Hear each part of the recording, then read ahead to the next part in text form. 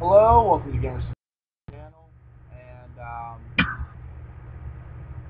I'm going to be showing you a tutorial on actually how to make a hoverboard today, or hovercraft today. So we're going to get right on that real quick since the software I'm using actually uses a lot of space quickly. We're going to use a simple 2x2 platform. We want to lift it off the ground and level, so it looks pretty decent. And we're going to want to also press B so we're in no clip mode. Now another thing we're going to need is we're going to need a 1x1 model. Bring that over here to me. Tell them to be my child. We're going to want this to, well, be somewhat even so we can make it look nice. I want it to look nice for you guys. You're going to want to make this somewhere in between those two lines right there, so that way it looks pretty decent. It's filled forward a little bit, but that's no problem. Now what we're going to really need to do now is that we have these two frozen in place. We're going to go to our wire tool and switch to wired numpad. We're going to need these. We're going to need this at a 1.0 value, so I'm just going to put it in there. Stop being lazy. And we need one to be at the top and one to be at the right. Also, we want to make this, again, we want to change it to make it a -1. And we're going to put one on the left and one on the bottom. Now we need to go up to the wire, right here, wire control, gate arithmetic, and add. We're going to need to put one just a little bit above the center and just a little bit below the center. Now it's time to actually start the wiring process, which is actually pretty easy. I mean, there's nothing complicated like you usually see, so we're just going to actually go with, I'm going to use Wired Advanced because this is how I know how to do it. A is going to go to the top number pad, and this is the button that you're going to use to go forward. So I'm going to be using 8. B is going to go to the bottom number pad, which is also going to be your backwards. So I'm going to use 5. Now the same thing with the left and right. You're going to want to click this bottom one though instead. So A to this, left numpad, and you move it down to whatever you want to go to your left. So I'm going to click 7. And B on there, on the bottom ad, to the right numpad. I'm going to make that 9 so I can turn right. Now that that's all wired up, it's time to put thrusters on our little baby. So what we're going to do is we're going to go to our WiREMOD again, which I'm already in. We're going to go to thrusters, and I'm going to use somewhat decent sized thrusters because I'm tired of it not being able to move so fast. So we're going to do that. We're going to switch the thruster speed, our force maximum, up to 7,000. This will make it, somewhat fast and actually pretty still drivable. So we're going to put that there. We're going to put another one here. And we're going to get a smaller thruster that's left at 2,000. We're going to put it more up towards the front here. We're going to put it like right there. So that's going to be our turning thruster. So what we're going to do now is we're actually going to go back into our wiring advanced. We're going to click our back thruster to our top ad, right there, and our other back thruster to our top ad, and our little thruster here for our side turning to the bottom ad.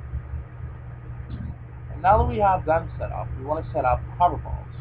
Now the thing about hover balls in WiREMOD is it's a lot more work and it takes a lot more time to make. So we're just going to go to our tools and make normal hover balls. 3 to go up, 1 to go down, 1.43 air resistance. We're going to move that up to at least a 2 because I'm using bigger thrusters in the back now. Movement speed about 0.75. I'm going to move that down even a little bit lower, so that way we move up slower and we move down slower. And we're going to want to put these on the corners of on every corner right here. So we're going to have one there. We're going to have one here. One where one of these big papas are. We're going to have another one right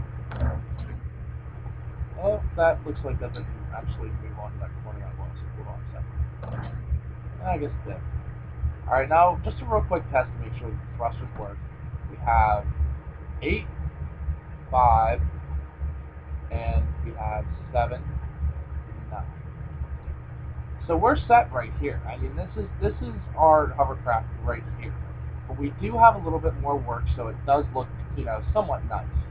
Because you don't want to be driving around with a big block in front of your face and a plain whiteboard. So we're going to do a little bit of work here with it.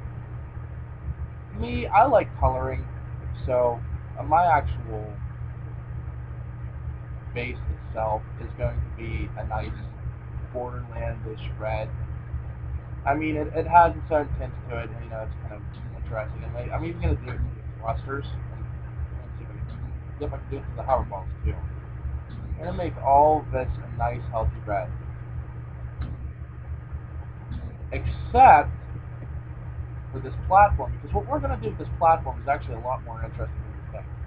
We're going to take this transparency bar, we're going to drag the slider the whole way down to the very bottom. And in fact, it didn't even go the way to the bottom, so I'm going to even use that little slider to make it go to 0. Now we can see completely through this now, so we can actually have our hoverboard right here. You can see through it. Everything is perfect. Now we're going to go to put our seat in here. So I usually use the office chair because it seems more like a chair that you would use for the hovercraft. It's nice.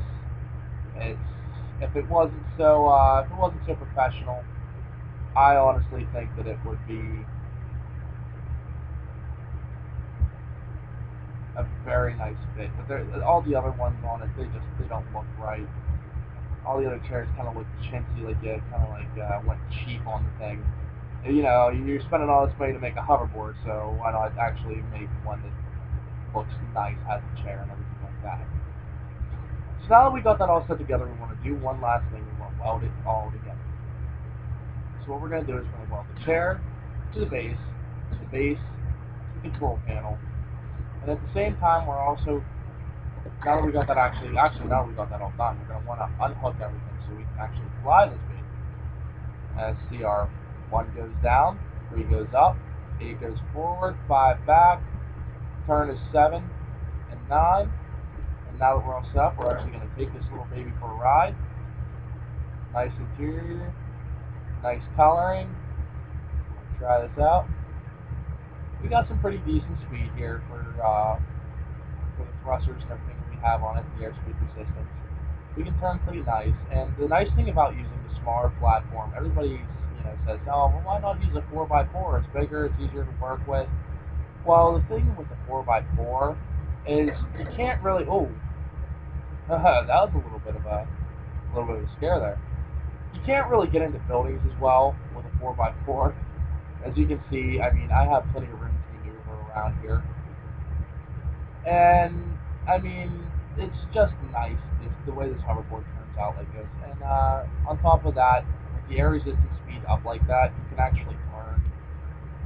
You can turn, you can move, and it actually moves like a real hoverboard. Like a hoverboard isn't going to keep going and going and going. It's going to compensate for itself. So that's what the point of that air resistance is. And we're going to drop it down, going to land it. Now let's take a little bit closer look at it for the finished product.